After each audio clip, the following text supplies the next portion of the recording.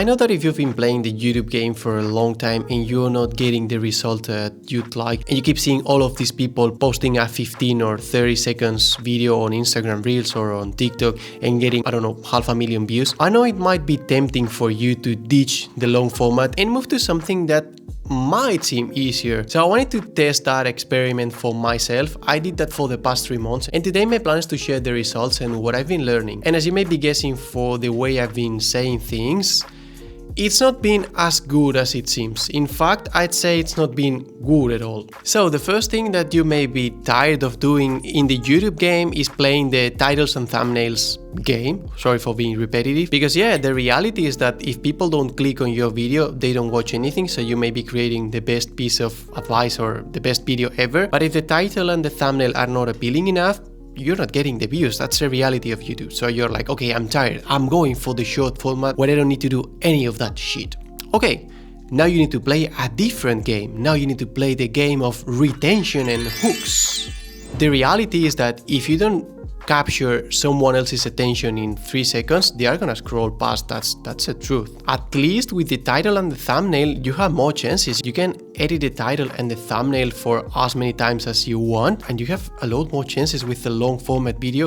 Whereas with the short, if you screw it up with the hook, no one's gonna watch that video, and you may have put an hour or 2 hours on that, and that's it. It's set. You don't have it. So the first myth that I want to debunk is that every platform has a handicap somehow. In YouTube, you are playing the titles and thumbnails, and on short format, you are playing the retention game on steroids, basically. It's all about retention, but on vertical format, if you don't have a proper hook and you entertain everyone across the entire video, you're not getting the views. That's basically. And if you check the retention graphs, you may have 1,000 views, but no one has watched the end of the video. So that's basically the platform testing your video and getting people that are not willing to watch your video. But anyway, let's jump into the Instagram case. I already had my account. I created that account, I don't know, 3-4 years ago when I was still sharing some coding advice. So I thought it might be a good idea. I mean, there's only 1,000 followers.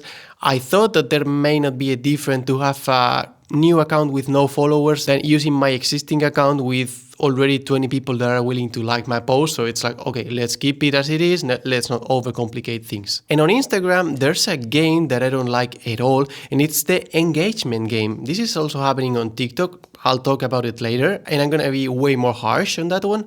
But for Instagram, one of the things that annoys me the most is that when you get a comment from another creator, I always have a hard time believing that that creator really likes my content, because he or she might be playing the engagement and that person's only leaving that comment, that supportive comment, just to make the platform believe that he's somehow interested, but he's only or she is only doing that for him or herself. They don't really care. They're just like pretending they are using the platform so they can attract more views.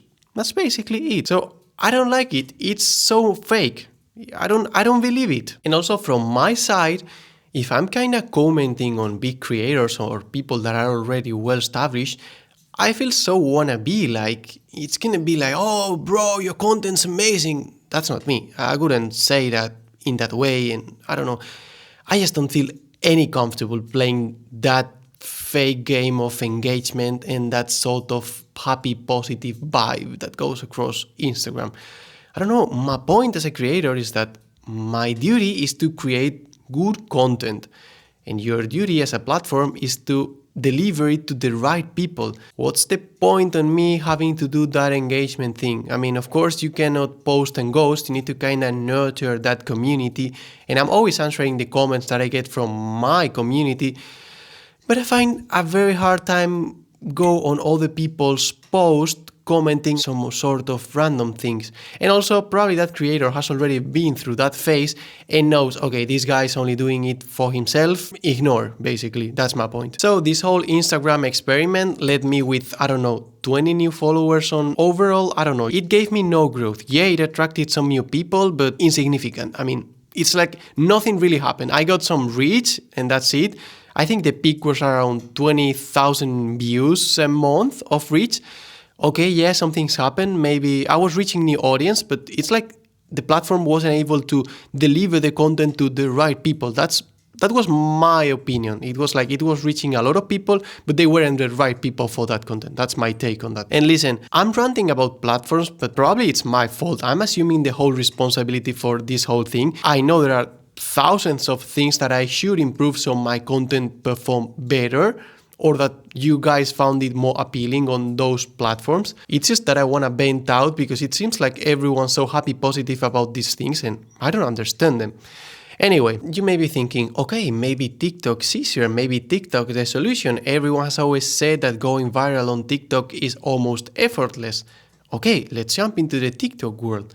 For TikTok, just for context, I did have an account with around 8,000 followers. I had it from my coding period, but I decided to delete it and start fresh because those people might be like, what the hell is this guy doing? I haven't posted in that account for 1.5 years, 2 years, so I decided to completely wipe out my existing audience and start from scratch. The result is that on TikTok, on 3 months, I've only got 77 followers.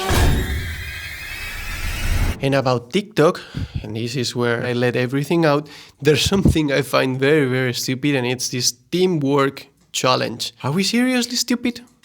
Is that how things work on TikTok these days? I mean, do we really need to ask people like, hey, watch 1, 2, 3, 4, 5. Now you go comment. Now you save it. Now send it. Shouldn't this game be about creating good content? Anyway, I'm assuming the whole responsibility for this. Probably my content is not appealing for a lot of people, and that's it. And it's probably me creating bad content. You can go there and judge it yourself, but I'm not willing to accept that my content is pure crap. I mean, it is true that I'm quite sure it could be optimized for the platform, but it's just that I don't think it's that bad to not perform at all. That's my point. But you can go there and judge it, and maybe you think, oh, this guy is producing crap, he deserves even less attention. That's the point here. And what annoys me the most is that I was getting the comments. I haven't got a single hate comment on TikTok for 3 months, which I think it's a milestone, but people were commenting, oh, this is good, I really like it. I don't know how this video doesn't get more attention. And the proof I get that there's something weird with that platform or something that I was missing is that none of my videos have gone over 1,000 views. And some of them, the ratio to, likes to views, like for example, 1,000 views, 100 likes, around that is the ratio it used to work. It was there, and some videos were even above that ratio, and people were commenting like, hey, I like this. So there's something I'm missing, because, across 50 videos, none of them reaching, 1,100 views. There's something weird, and again, it's the same idea. If I need to play some sort of weird game that's platform driven, and it doesn't have to do with the audience, because with the titles and thumbnails, you are kind of using psychology to attract your audience. It's more like the person behind the screen.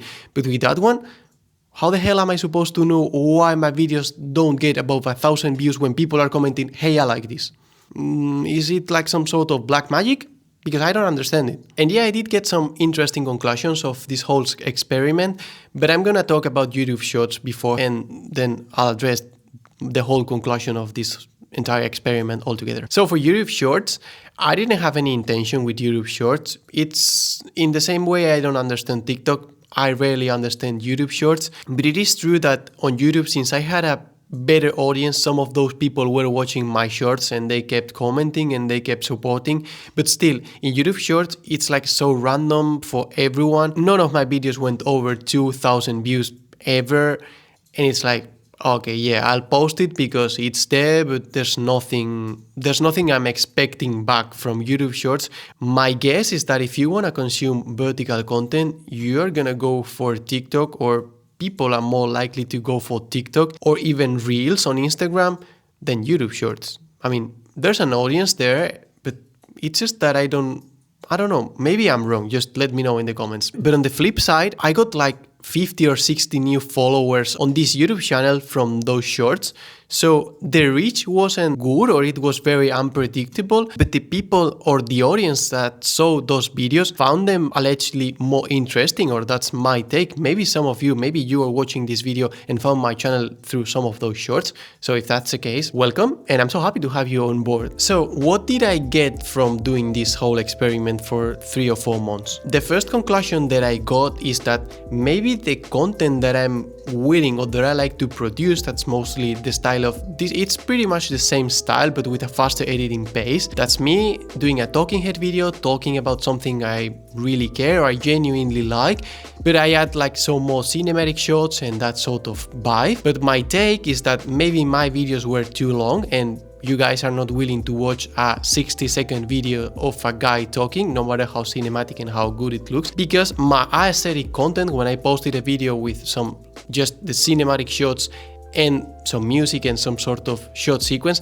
it did perform better. So my take is that people, you guys go to those platforms and consume vertical content, or we consume vertical content, so it's entertaining, easy to process, and the moment a guy like me starts talking, it's like, oh, too much bullshit, next. So maybe for my round 2 of this experiment, I should try to just craft shorter videos, like 30-40 seconds video that can be watched more easily, if that makes some sense, like something fast, something quick that you can grasp easily and on to the next thing.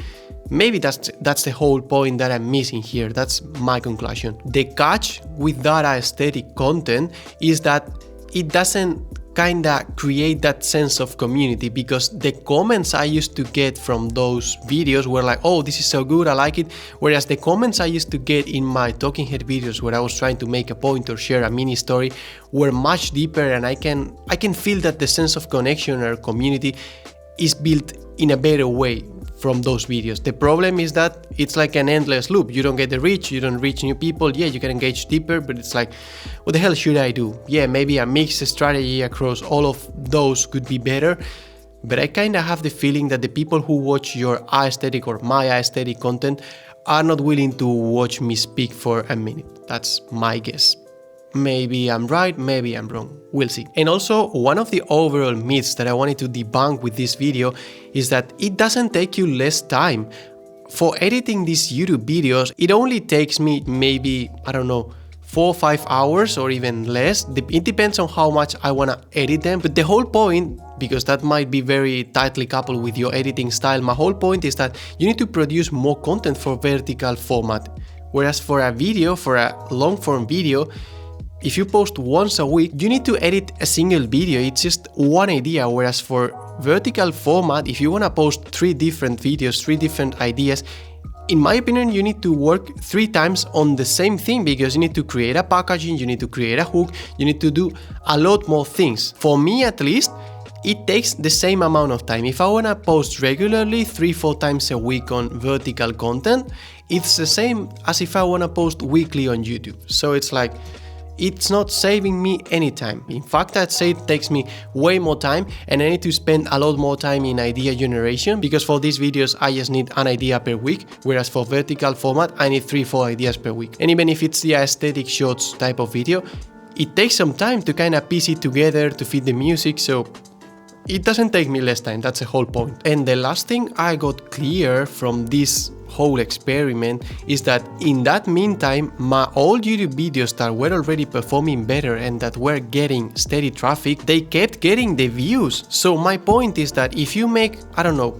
if you have in your channel 10, 20 videos that can drive constant traffic, your YouTube channel can grow, like, I'm not gonna say indefinitely, but you're getting like traffic on autopilot. That's exactly what happened in this channel. I wasn't planning to post anything back in August because I was on holiday, and it was the month that I got the most traffic ever in this channel, because one of the videos, well, a couple of videos were performing very well, and up to this day, 6 or 7 months later, those videos are still getting daily traffic. Whereas on vertical format, at least I haven't found a way to have a video that keeps driving me traffic on autopilot. My feeling is that if I stop posting, the reach and the account and the people forget about you. That's my point. So if you're a content creator wanting to play it long term, I'd say ditching the long format over the short, like dopamine hit type of content. To me at least, it doesn't make sense. I'm gonna keep focusing on the long format video. For me at least, it's been always better with these kinds of videos. So anyway, if you've watched this far in the video, thanks for